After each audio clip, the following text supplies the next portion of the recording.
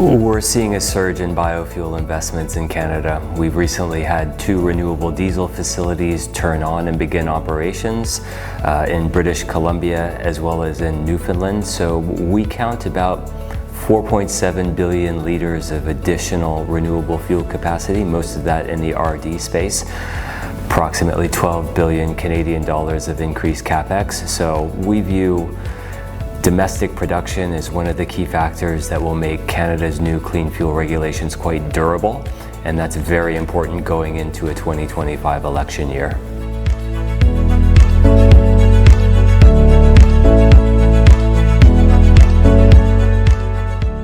We're seeing the canola crush sector expand considerably.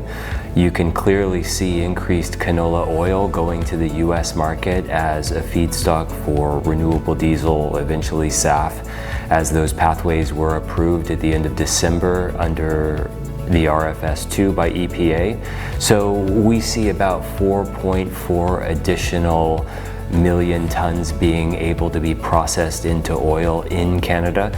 We're expecting that a large amount of that will likely be able to stay in the Canadian market for being turned into renewable fuels for the CFR, and a lot of that continuing to go to the US.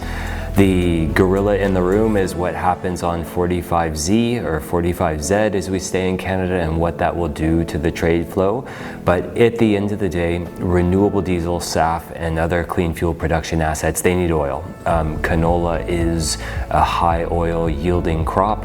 It's planted in Canada with soil organic carbon sequestration, so it's very much in tune with the sustainability requirements that are out there, including in our regulation. But the 45Z is a major impact, will have a major impact on how that trade grows, but for now, the oilseed sector is definitely expanding, and that's a key aspect of keeping the clean fuel standard in place in Canada, because farmers vote, and that's very important.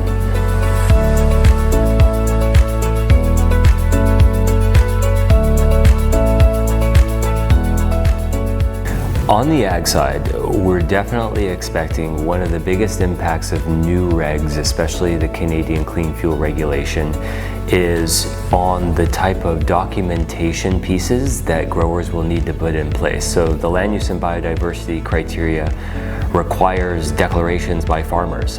They need to provide in that document where the material was grown and under what conditions. So we're actually seeing a bit more change in the paperwork requirements that are being taken up by the feedstock supply sector. So that's important. I think that the planting intentions will largely reflect what prices are doing at that time and what weather is doing at that time. But for the clean fuel regulation, it doesn't really matter how much of the crop is available. It's got to meet the land use and biodiversity requirements. So I think that's one of the big changes that's happening on the farm because of these regulations.